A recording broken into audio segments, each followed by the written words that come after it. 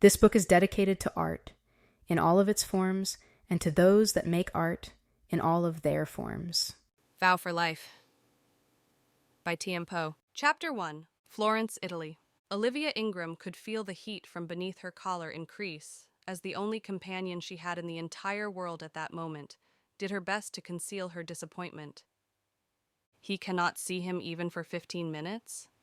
Lucia's Italian accent was one of many traits Olivia loved about her, but above all, her absolute favorite was her patience, which seemed to have no limits, even in moments such as these. Olivia took a step backwards to avoid two elderly men pushing large mobile trash bins past her. It was 7:30 p.m., half an hour since the Grand Galleria dell'Accademia closed its doors to the public. She, her husband Jack, and a few other museum professionals remained. If it were up to her, right now she would be soaking in her clawfoot tub, inside the fully furnished chic flat the museum paid for in Viale Giovanni Milton several miles away. Or better yet, she wished she were thousands of miles across the Atlantic and back in Boston. She knew out of the two, one would never happen. Olivia sighed and moved further down the hall, momentarily amazed that even the sound from her flat shoes as they met with the gleaming wooden floors managed to send echoes through the immense and empty corridor. "I'll try again," she said in a low voice. "I can try to ask him again, Lucia. Hang on." Why am I whispering, she thought. Olivia pulled the cell phone away from her ear and listened. She wasn't sure where Jack was in the enormous building. Sneering stares from portraits painted centuries ago stared back at her with secrets behind their eyes. She was sure they not only knew where he was, but if they could speak, they probably wouldn't tell her anyway. Just then, a noise that sounded very much like a hyena that just escaped captivity shattered her musing. No need to hunt it down. It found her. When Jack laughed this way, she knew he was nervous. The beast wailed again in the distance. Olivia trotted towards it, passing several naked white marble statues along the way, until she came to the most famous one of all, Michelangelo's. David, standing proudly beneath the archway, the depiction of the youth leaning to one side. Casually, a sling draped over his shoulder and his gaze lingering somewhere off into the distance. To her looked as though he were waiting for a bus, or possibly a train. She wouldn't dare share such an observation with Jack. He would pulverize her ears with a never-ending lecture on the Italian Renaissance. And there Jack was chatting next to David's marble block pedestal. He was grinning from ear to ear at the strikingly beautiful Italian museum director, Siena Tolentino. Jack's hands were stuffed inside the pockets of his gray blazer, with only one hand making an occasional appearance to adjust the wire-framed glasses that often slid down his angular nose. Even in the dim light, Olivia could see how tanned and well-defined Ms. Tolentino's calves were as they pulsated above her black 5-inch heels. She was smiling graciously as he spoke, brushing her loose, highlighted dark hair away from her eyes. She posed elegantly as though she were part of the collection herself. They turned and eyed Olivia with startled glances as she approached. "Mrs. Ingram, your husband is such a brilliant man." Tolentino's eyes twinkled. Olivia smiled and nodded as she caught Jack's swelling chest in her peripheral. She knew this to be true, but she wished he were many other things. "Excuse me, I am sorry to interrupt." Olivia turned to Jack, covering the cell phone's microphone with a cupped hand. "Can I speak to you for just a moment?" Jack scowled as though concerned and shoved his hands back into his pockets. "Sure." He gave Ms. Torrentino an embarrassed grin, excused himself, and sauntered over. Apparently she had interrupted a conversation he was not thrilled to end. Once they were home, he would not hesitate to lecture her on her alleged rudeness. She was never to intervene while he spoke with top museum personnel. "What's going on?" he asked, glaring into her eyes. "Lucia is on the phone. You promised her brother Marco." "Oh!" Jack leaned back dramatically and slapped his forehead with a palm. "I completely forgot about him. I'll give him a call soon, I promise." Olivia caught him just before he was about to walk off. "You said he would start his internship a week ago." Jack spun around on his heels. "Yeah." His eyes trailed from side to side and he extended his neck annoyed. "I said I would call him, didn't I?" Olivia drew in a breath knowingly. Yep, he was getting angry. Yes, I know.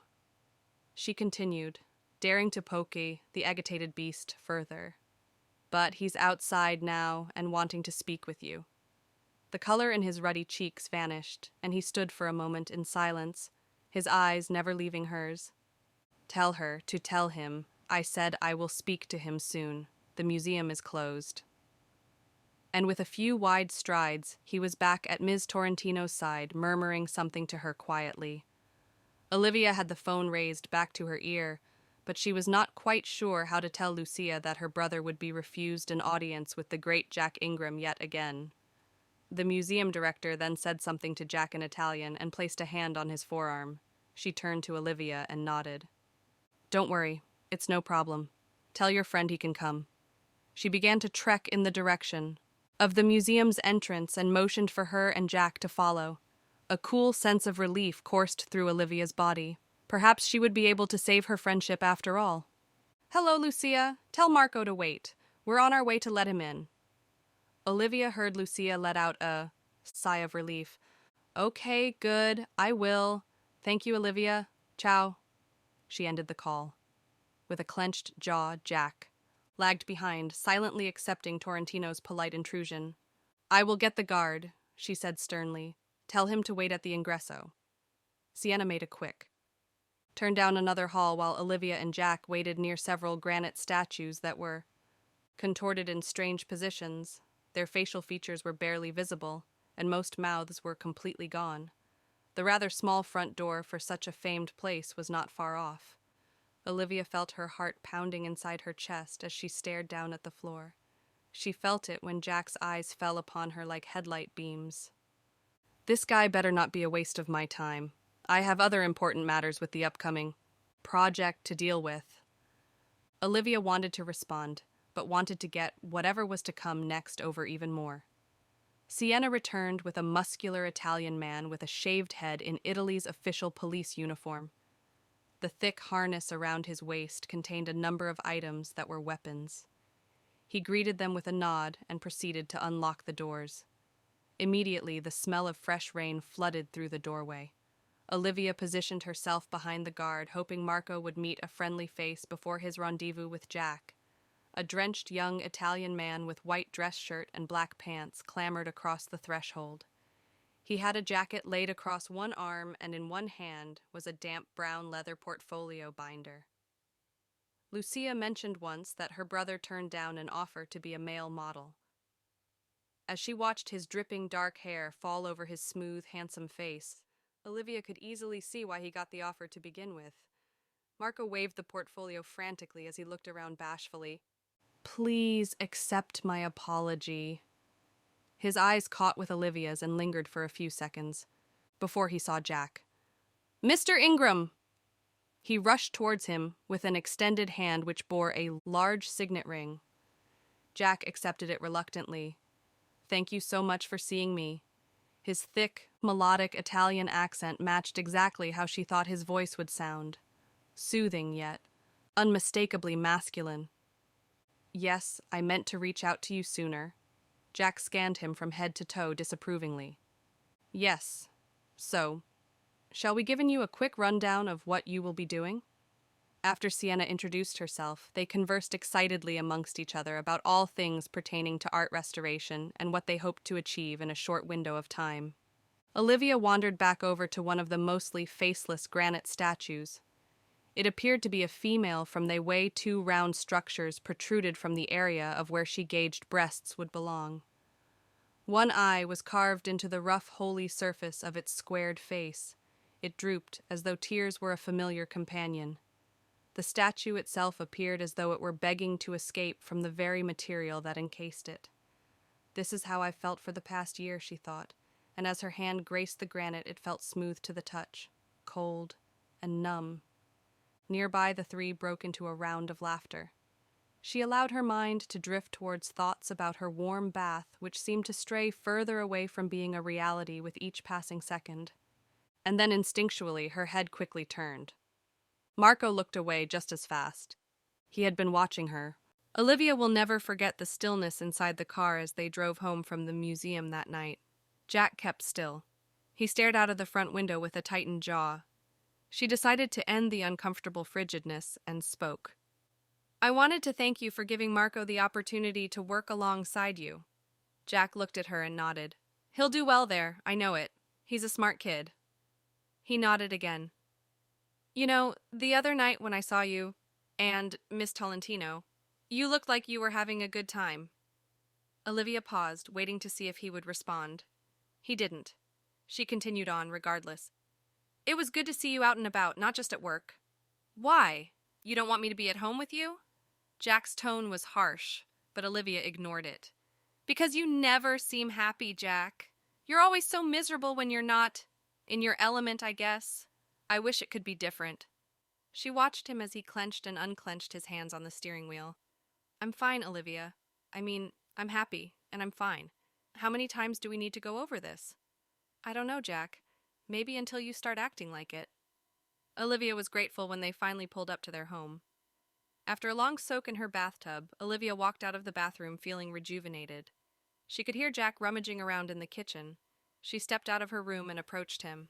Jack was leaning against the counter, a small, glossy paper in his hands. She studied the look on his face. He finally spoke. When we first met. Jack paused and looked at her, his eyes deep and emotional. Olivia trembled. She could not remember the last time Jack looked at her in that way. We were on our first date. He continued. You were in that art history class in college, remember? I came in as a guest and I saw you right away. You just stood out. Jack smiled and shook his head. I thought you were so beautiful. Olivia could not speak. She could barely breathe. Jack looked at her again. You really looked beautiful, too. Jack handed her the photograph. She noticed it was torn from a magazine. Her heart sank. It was a picture of a painting. Not her. It was a man and a woman standing in a beautiful garden. The woman's face was hidden behind the man's shoulder, but the man's face was facing the camera. The man's eyes were deep and dark, his lips full and red. He was quite handsome. The woman was beautiful and delicate. Who are they? Olivia asked, pointing to the photo. And what does this have to do with us? Jack looked at her with a small smile on his face. They're from a painting called Iris and Juno. It was painted in the early 1400s by Filippo Lippi. It's in Florence, at the Uffizi Gallery. Olivia stood up straight and looked at the picture again. The man in the photo was holding the delicate woman in his arms. She was leaning her head on his shoulder. The man was smiling, but it was not a real smile. There was something melancholy about the painting, something sad and lonely. Olivia looked at the man's eyes. They were a deep and rich brown, so rich that it looked fake. She couldn't take her eyes off of him. He seemed so familiar. Olivia looked at the photo again and then back at him. She noticed her hands were becoming clammy and her face flush. Was he really going to ruin the moment and give her an art history lesson right now? Does she remind you of Miss Tolentino? Jack looked at her, his eyes fluttering. She decided to keep her ground and press on. I'll ask again. What does it have to do with us, Jack? Iris and Juno are also known as the iris and juniper flower. Iris is a flower that has deep meaning in Italy. Iris, the iris flower. It means royalty, and Juno, the juniper. It means fidelity. His tone became quiet. Our honeymoon was based on the iris flower. Your birthday, too. I wanted everything about us to mean something. Does she remind you of Miss Tolentino? Jack looked at her, his eyes fluttering. I'll ask again. Jack stepped towards her What and does it have to spoke. do with us, Jack? Olivia, I don't think I've ever truly been happy, and it's because we never truly fit together. He paused and took another deep breath. I don't think we could ever make it work if we tried. Jack swallowed hard, and Olivia felt a sharp pain in her chest. She could feel her heart sink. She could not breathe. What was he saying? Olivia, the flowers that represent our love are the iris and the juniper. When you go to the gardens in Florence, you can see the iris and the juniper together. They are together because they need to be together. If they aren't, then they die.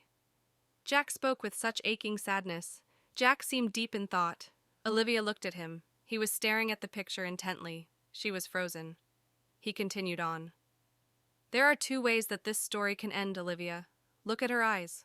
Look at the sorrow of his eyes. Their love is not a perfect one, but it is a beautiful one. Jack bit his lip and looked at Olivia. She is not happy either. She is sad, and she is lonely. She will always be sad and lonely. Jack's eyes were filled with tears as he handed her the picture. They are together because they must be, Because they are not happy, then they will never be happy. Because they are not happy, they must make someone else happy. Jack continued on. That is what the iris and the juniper do. Their love is beautiful, but it is not the love of their heart. It is the love of their soul. Jack paused, and Olivia was confused. She hated when he used metaphors to describe his feelings. It was alluring at first. It was one of the reasons why she fell for him. The way he looked at any painting, old building or sculpture he loved, the way he talked about art. His eyes lit up like fire when he talked about his work. Over time, it became to torment her. When did it all start? Then, he spoke with the same conviction and emotion. It startled her. Can you imagine this woman without the man? Can you imagine him without her? He then looked into her eyes, his face pleading for an answer. Their love is not for the weak, Olivia. They are not for the ordinary. Their love is for the extraordinary. It could be painful. It could be hard. But it is beautiful, he whispered. If he ever left her, she would die. Jack paused once more, and Olivia looked at him. His eyes were glistening and full of emotion. He looked more passionate than she had ever seen him. But what was he really trying to say? Was he contemplating ending their marriage? She held her breath as an uncomfortable silence returned, and they sat in their own thoughts. When she was being entirely honest with herself, had she genuinely been happy for the entirety of their marriage? When they met and started going out, she had never met anyone quite like him before. He was far more mature and intelligent than all of her previous boyfriends. He swept her off of her feet by taking her to exclusive restaurants, elite events, and sophisticated concerts. In addition to the 10-year age difference, he was the chief art conservator at the Boston Museum of Fine Arts. His position and previous work brought prestige. He was called to Italy a few months after their wedding, and it left her barely enough time to say goodbye to her friends and family. Some she had known since childhood. It would be another 4 years before they would be able to set foot on American soil again. They were nearing the end of the first year, and it had been the loneliest few months of her life. Maybe he was just as unhappy as she had been. Maybe he no longer loved her. The thought made her heart ache. Olivia, he said finally, I don't want a divorce. Olivia felt relief wash over her. She didn't want a divorce either. Despite it all, she was in love with him. But she also didn't want to continue living like this. I don't know, Jack. I just don't know what to say. Olivia folded her arms and looked away from him. What do you want? She asked him. I just want us to be happy, he said. I want us to be real. Olivia sighed. Maybe they needed a break. Maybe they needed more time to themselves. Maybe they needed to actually be alone with each other. He replaced the photo back into the drawer and slowly moved closer to her. His eyes glistened. He placed his hands on her shoulders, and she closed her eyes. She was relieved to feel his touch again. She was comforted by his presence. She let out a breath and loosened her shoulders. If you want me to be happy, Olivia said, then love me for me. Not who you wish I could be. Let me be real. Jack nodded and let go of her hands. Olivia sighed. She wanted to be angry with him, but instead she was just sad that they had gotten to this point. Remember, I said there are 2 ways that the story of the couple in the painting can end? Jack asked. She looked at him and nodded. Well, I hope things don't go the way they ended up. Jack paused. What do you mean? Olivia said. Well, it's just she dies. She needs him to live. She is sad and lonely, so she dies. Olivia gazed at him. If she truly wanted to live, then she would stay with him, he said. She would be in Italy, not alone back home in Boston. She would be happy. Olivia was quiet. She didn't know what to say. Jack took another step closer to her and pushed a strand of brown hair behind her right eye, and she looked into his eyes. You want to know why I think she died? Jack said. Why? Jack took another step closer. Because her love was not true. Jack bit his lip and his eyes glistened again. He swallowed hard. Jack wiped his eyes and forced a smile. If we want to be happy, then our love needs to be real. We need to be happy with each other, Olivia. Jack studied Olivia's eyes, and his voice was soft. I'm happy when I'm with you, Olivia. I'm happy when I'm with you. She could feel the heat radiating off of his body. She didn't love him? Olivia whispered. Jack closed the gap between them, their chests nearly touching, and she could smell the scent of his soap and cologne. She could feel his breath on her face. Her hands started to tremble as he spoke. Olivia felt her breathing quicken as he spoke. If she loved him, she would have fought for their happiness. Jack's voice was barely a whisper as he spoke. If she loved him, she wouldn't have died. Olivia closed her eyes. She was trembling. Jack moved his hand to her face, and his finger traced her jawline. She moaned and she turned her face to him. Her heart pounded in her chest. Olivia looked up into Jack's eyes. His eyes were glistening, and he bit his lip again. I don't want to end our story. I don't want it to end the way it does in the painting. Jack leaned in closer, and his lips were only inches from hers. If we love each other, then we will be happy. Olivia took a deep breath. He leaned in and placed his lips on hers. His lips were so soft. He pulled her closer. The kiss was warm and full of passion. Her arms wrapped around his neck. It was so comforting to feel his arms around her. She was happy to feel his body pressed against hers again. He pulled away and looked into her eyes. Suddenly she wanted him. She wanted him to hold her in his arms. She wanted him to tell her that everything was going to be okay. She wanted him to tell her that he loved her. She wanted him to tell her he always had, and he always would. He held her face in his hands and looked deep into her eyes. I love you, Olivia, he whispered. She couldn't remember the last time he had said those words to her. I love you, Jack. She said the words, and they felt real. They felt true. She really did love him. Maybe they could be happy together. Maybe they could be happy with each other.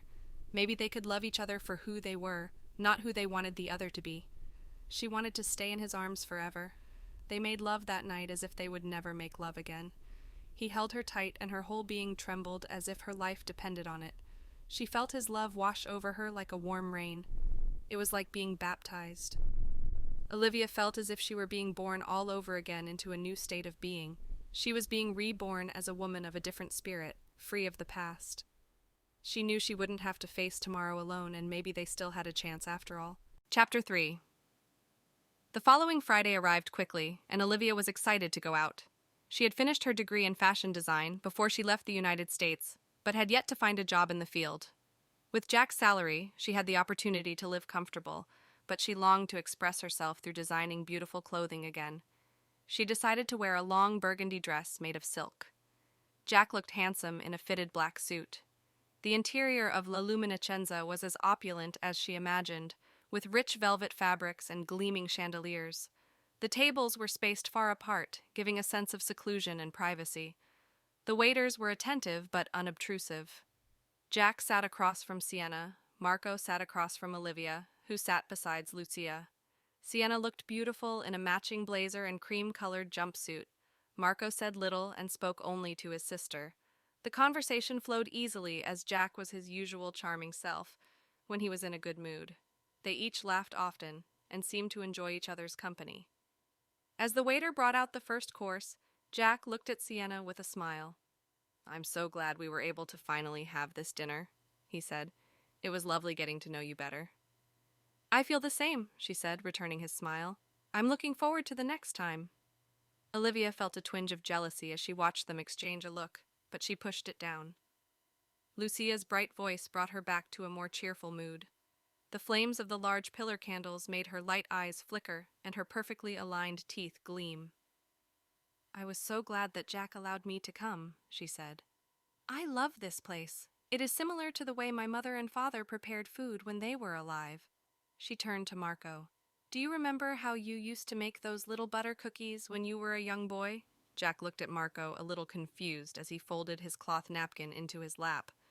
Marco, you didn't tell me you were a pastry chef too, he said. The corners of his mouth raised in amusement. Marco looked up and glanced at Olivia shyly before he returned to eating. He cleared his throat. I tried to learn my family's traditions. Perhaps one day I pass them down to my children. Olivia thought he looked striking.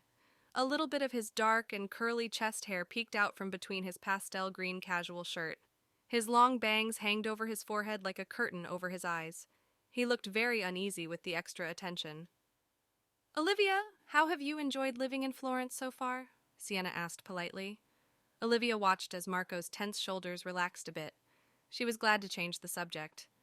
It's a lovely city, Olivia said, with so much to do. She wished she'd tell her how she really felt. That there were not enough cathedrals, frescoes, or vineyards in all of Italy that could replace her family and friends. I'm glad that I moved here. She eyed Jack. He looked pleased. You'll have to introduce me to some fun places, Olivia continued, and maybe we could do some shopping together. I went to school for fashion design and would love to go to the more boutique-style stores in the city. Jack put his hand on her knee and squeezed it. Olivia smiled at him sweetly. So, Miss Tolentino, tell us a little about yourself, said Lucia. Where are you from, and what do you do? Please, call me Sienna. I am from Arezzo, she replied, and I am one of the assistant directors of the Galleria dell'Accademia. That sounds wonderful, said Lucia. Are you married? Do you have any children? Olivia lowered her tagliolini-wrapped fork slowly. She wanted to be sure she heard Miss Tolentino's response. She smiled bashfully. Not yet, she replied. I'd like to have two, a boy and a girl, but I suppose I have not been very lucky in love. Ah, I'm sure you will soon, said Lucia. They say it happens when you are not looking, she winked. Sienna blushed. Yes, I've heard this saying, thank you. The waiter, a young man in his 20s, returned with an elaborately labeled bottle of wine. Wonderful. Jack waved the waiter over. I think this would be the perfect time. He eyed Sienna, who smiled and nodded knowingly. On behalf of myself and Sienna, we would like to propose a toast. The waiter effortlessly flipped a sparkling wine in front of each of them and began to pour the dark liquid one by one. When his glass was full, Jack raised it and gestured to Marco. I have never met a more extraordinarily talented young man. In fact, Sienna and I do not believe there is another more gifted conservator in all of Italy. And with that said, Marco, we would be honored if you would consider joining me as a full-time assistant. Everyone gasped as Olivia threw her arms up to clap and wine spilled all over her dress. It flowed down her shoulder like a molten river of lava.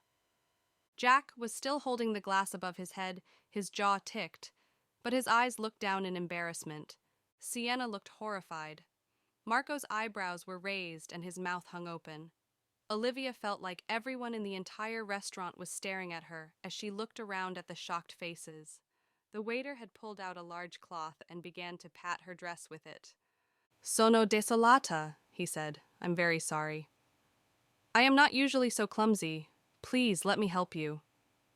Olivia tried to take a deep breath but felt as though she was choking each time she inhaled. She forced herself to speak. It's okay, we're all just a little clumsy sometimes. They left the restaurant soon after, and Jack was quiet on the way home. Olivia felt terrible and could tell that Jack was still upset with her. When they got home, Jack went into the study, and Olivia went to their bedroom. She sat on the edge of the bed, feeling embarrassed and frustrated. After a few minutes, Jack came into the bedroom and sat down next to her. I'm sorry that happened, he said. It was so embarrassing. Olivia avoided making eye contact and began to peel the dress off of her body. I know, he said sternly. For the both of us. A pang of guilt shot through her entire body. It was an accident. Olivia was finally able to throw off the dress and put on her bathrobe. You wanted to make a good impression and I ruined it. She looked up at him now with tears in her eyes. I'm so sorry. It's all right, he said softly. He got up and headed towards the room door.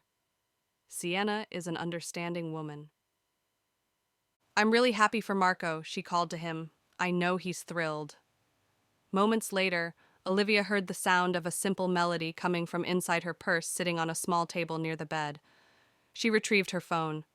Lucia's number flashed across the screen. Hi, Lucia. Hello, Olivia? The voice in her ear was not Lucia's, but that of a male's, deep and familiar. Marco? Yes, it is me. I have Lucia's phone.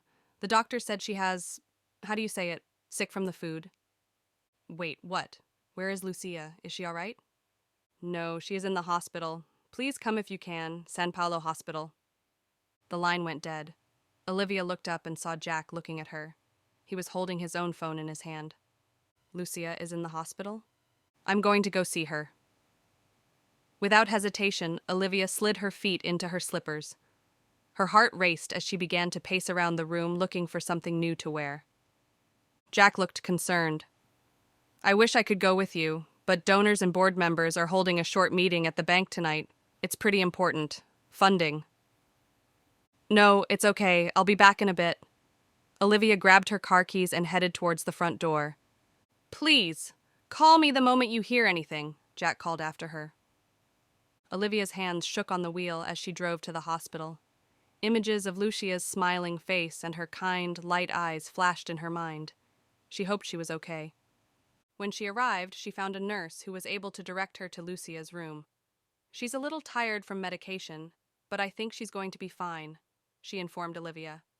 Olivia thanked the nurse, rushed down the hall, and stopped in front of her room number. She knocked on the door softly. She peeked through the crack as she heard Lucia's soft voice. "Entra." She took a deep breath and opened the door fully. Lucia's eyes lit up when she saw Olivia. Marco's face drooped with concern. He was sitting down on a leather chair next to the bed. Lucia was in a small bed, covered with a white blanket that matched the white sheets on the bed. She looked up at her and smiled. "Marco called me," Olivia said as she approached the bedside. "He told me what happened." She smiled weakly. Her olive complexion was slightly discolored. "I'm fine. Just a bad case of food poisoning. I just need to rest a little. How are you?" Olivia sighed as the thoughts of the wine incident came back into her mind. "I'm doing better now that I know you're fine." Marco stood up. "Thank you, Olivia, for coming. You have been such a good friend to my sister." He grabbed her hand softly. "I want to also thank your husband for such a generous offer. He is also such a kind man. Please, come to my home. I will prepare you dinner." He made a wide grin. "No wine." "By the way, where is Jack?" Lucia asked. "He's at home." Olivia rushed her words together. "He had a video call with the bank tonight." Lucia looked into Olivia's eyes. She seemed concerned. "Oh, okay, I hope the bank will still be open." And then it dawned on her. It was well into the evening. Banks would not be open at this time. "See," Marco nodded. "They will be closed for the night." They both stared at her. "Well, I am sure he is probably finished by now." She looked over at Marco, and he looked at her with a curious expression. "I'm going to go, but I'll try to come back tomorrow and see how you're doing." "Si, grazie," Lucia said and smiled. "I will call you tomorrow, Olivia." Olivia left. She didn't want to leave so quickly, but knowing Lucia was not in any serious danger brought her a sense of relief. As she drove back to the villa, she could feel her stomach churning. Did Jack lie about meeting up with someone at the bank? She pulled up to the flat. It was located on the top floor of a narrow building. There is a small balcony off the living room that overlooks a busy street below. The exterior of the building is made of brick and has ivy growing up the sides. All of the lights were on. She parked the car and walked inside. She could hear the sound of the TV coming from the study. She crept through their living area, which was lit by a single faint lamp. She walked towards the study door and peeked in. Jack was standing with his back towards her, facing the window. He was on the phone. He spoke in a low, hushed voice. "Yes, I know. I was thinking about you." There was a long pause as he gazed wistfully. "Fine, that would work. I'll wait for you tomorrow at Caponi Chapel Church of Felicita." Another pause. "No, good night." He lowered his phone away from his face. Olivia crept away as quickly as she could. Who was he speaking to? She changed into her night attire and got in bed, then stared at the ceiling. Her mind whirling. She was trying hard to fight the urge to ask him who he was speaking to on the phone. She didn't want him to know she overheard his conversation. Jack slipped into bed silently not long afterwards. Olivia turned her back towards him and stared at the wall. "How is Lucia?" he asked. "Is she hurt?" "The seafood." Olivia struggled to keep her voice steady. "It must have been bad. She's taking medication and should be released soon." "That's good. I'm glad." He wrapped his arms around her. "I wish I had been there." Olivia could feel her heart pounding as she stared into the darkness. "How did the meeting go?" Jack was silent for a few seconds before answering. "What do you mean?" "You were supposed to meet with someone from the bank tonight, remember?"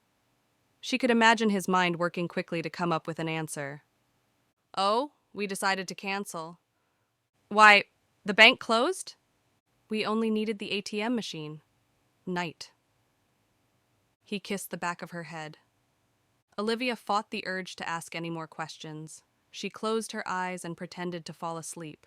She made a mental note to search for the directions to the Caponi Chapel Church of Felicita as soon as she could. Chapter 4. Olivia sipped her coffee and looked over the notes that she had made. She wanted to get to the chapel before Jack. When he stirred awake, she told him she was going shopping. She got out of there as fast as she could. He would be following soon after. It was early the next morning. The streets were still empty. She could hear the crows cawing and singing in the trees. Soon, the birds would be quiet as the morning light filled the sky. She pulled into the parking lot of the church, grabbed her purse, and got out of the car. The church was an old brick building with a tall stone bell tower. The outside was covered with vines, which grew around the stained glass windows. She walked over and stood in front of the doors of the church. She stared at the shiny brass door handles and then scanned the area. Jack said he would meet with someone here. Was it Sienna? She walked at a moderate pace, taking in her surroundings. Clutching the shawl she wore around her shoulders tightly, Olivia looked for some type of landmark to help her get back to his place if her plan did not work. She hoped no one would recognize her. What if Marco were here? The church reminded her of every other one she had seen since she arrived in the country. But if Jack were with her, she knew he would have every detail to describe its historical significance. Olivia had no idea where she was going or what would happen next. She just knew she had to find out who Jack was secretly meeting here. It appeared that the courtyard was hidden away from the main part of the cathedral. It was a small, intimate space with a stone fountain at its center. The sound of the water trickling over the rocks was soothing, and the air was filled with the scent of jasmine. Stone benches lined the walls, and ivy crawled up the trellises. Birds were singing in the trees, and the sun was shining down through the leaves. It was a tranquil oasis in the midst of the city. Suddenly her eyes fell on a figure sitting behind a small square-foot garden. The man was sitting in the lotus position, with his eyes closed and his hands resting on his knees. His stunning face was the first thing that took Olivia off guard. He was wearing a simple brown robe, and a thin cotton scarf is wrapped around his head. He appears to be a monk. His face is serene, and he looked to be in a deep state of meditation. The sun is shining brightly, and the flowers in the garden are in full bloom. Bees are buzzing around the monk, and a light breeze is blowing through the trees. The monk remains still and peaceful, seemingly unaffected by the bustle of activity around him.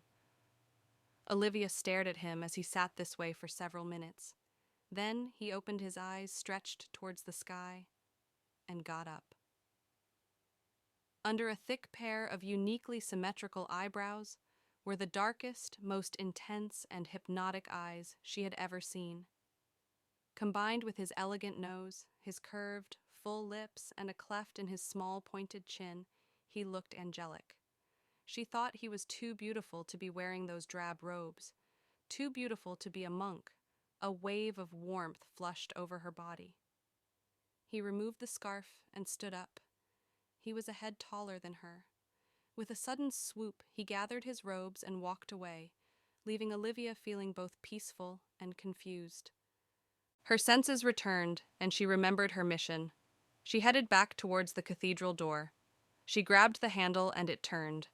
Relieved, Olivia steps inside. Immediately, the smells of stale incense and an eerie silence greets her. A gold canopy drapes over the altar, while pairs of candles glow in front of each pillar in the transept. The old wooden statues of long-dead saints watch over the pews. The hallways are long and narrow with cobwebs and dirt. The main chapel is small, but the ceiling is high. The frescoes on the wall are magnificent. The illusion of paintings with real trees and grass and sky that appear to be painted on the wall. A towering scene of the city of Florence and its people that is so vivid you feel you could reach out and touch it. A massive marble altar topped with a crucifix and candles. The chapel was dark, but dimly lit with candles and a small fence around the perimeter. She heard some movement coming from a far corner. In its center was a large painting with a golden frame. In the dim light, you could only see a portion of it at a time. Depicting the latter half of the crucifixion scene with figures removing a body from the cross. In front of it, Jack and Miss Tolentino were holding hands.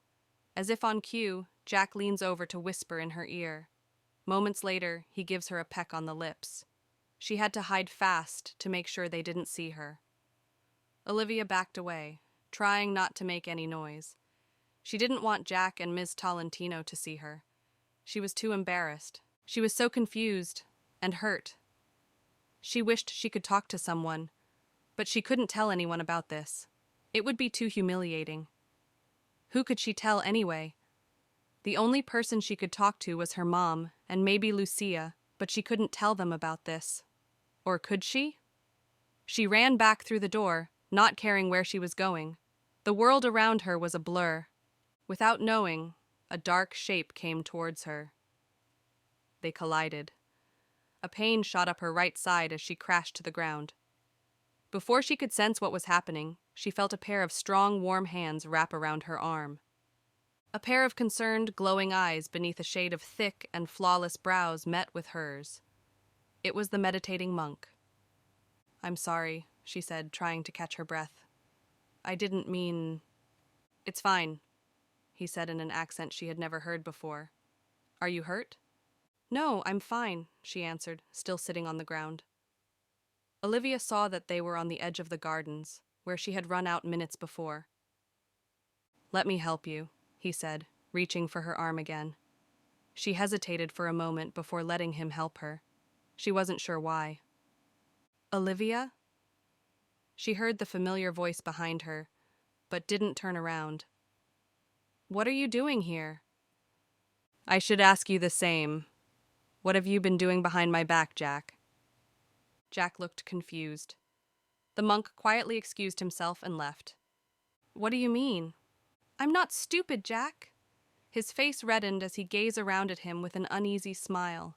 He stepped towards her. "This is a sacred space.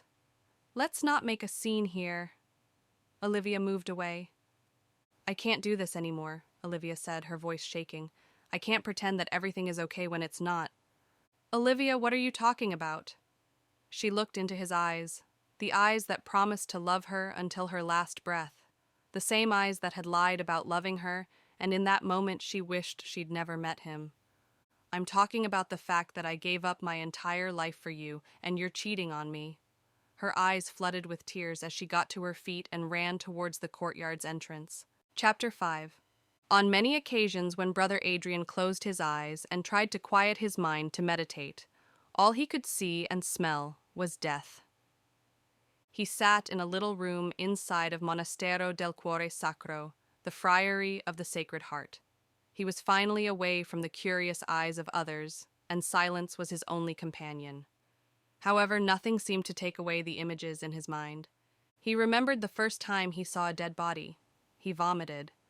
It was on a missions trip to a small village called Nyamata in Rwanda. At first, he was shaken by their indifference to death. But then he realized they were surrounded by death nearly every day. All of it flooded his mind's eye as though he were watching a film. He kept his eyes closed, and not long after he was surrounded by the houses in ruin again. Broken windows and doors, roofs caving in, the streets cluttered with debris and mud, a group of children run by laughing and playing, their skin and hair smudged with the earth.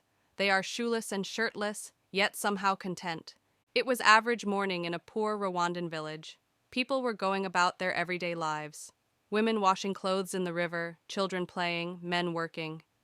Then the sound of a gun shattered the peace and panic followed. Brother Adrian had froze. Then he remembered hearing the sound of scuffling bodies running in every direction. It's all they could do other than scream in fear. The gunfire came closer and closer, louder and louder. He started to run, but where? The gunfire seemed to come closer, closer, closer. His heart was pounding in his chest. He had never been this afraid before. As he ran, he began to see people from the village lying on the ground. Some were dead, some were bleeding, some were just left there, not moving or speaking. Suddenly his legs gave out from under him, and soon after he was stumbling over the body of a shriveled child, the child's head facing the sky, its lips smeared with what looked like blue and purple jelly, open and closed, like a fish out of water, wanting desperately to breathe. What followed was a smell. The child's vomit clinged to Brother Adrian's hands and robe like napalm. The smell of death, like flies buzzing around garbage, stung his nostrils and eyes. He looked at the corpses around him. He recognized a few. He had been their friend, he thought, but their bodies belonged to the earth now. Not long after, the silence returned. Brother Adrian pulled himself to his feet and ran through the village, taking it all in. The poverty and destruction were overwhelming. It was then he vowed to help these people in any way he could. It was the catalyst, the voice of his calling to become a friar. He became obsessed with the idea of helping not only those people, but people everywhere who were suffering. His eyes flew open as he returned to the present mom, and he clutched his rosary tighter. Perhaps not all meditation resulted in rest. He was reminded again of his vocation, and he was grateful for it. He hoped the meditation sessions he organized in Florence would help lessen some of the suffering in the world. He would continue to try, even if it meant sacrificing his own life. Chapter 6. Jack had been caught cheating on his wife, and Sienna's reputation was in danger. He desperately needed to come up with a solution. He then thought of a way to save both their reputations. What if he could make it look as though Olivia cheated on him first? No one else knew that he and Sienna had been together. Then, he could use that as an excuse to divorce her. He left Sienna and went to the office that the museum let him borrow and then picked up the phone. He dialed Marco's number. "Marco, it's Jack. I need your help." "Yes, Mr. Ingram. What can I do for you?" "I need you to seduce my wife." Silence. "What?" "You heard me." "Excuse me, sir. I do not know what you are saying. Why are you asking me this?" "Listen, just trust me. She has cheated on me already. She broke my heart. I thought she was in love with me." Jack sighed for more emphasis. "Marco, I'll give you money. I'll double your salary. More money than you can ever imagine. And throw in a promotion. We'll get the press to come out and have articles written about you if you do this for me." He waited for his response. Only silence. "She told me she is interested in sleeping with you anyway. I need you to seduce my wife and get her to leave me for you. Do we have a deal?" Marco sighed. "Okay." "Good. Now, go pack your bags. I have to travel to Paris for a conference. You and my wife will be flying to Venice this weekend. All expenses paid." "One moment, sir. Maybe we should talk about this first." "Trust me, there's nothing to talk about. Make my wife fall in love with you. And make sure you film everything."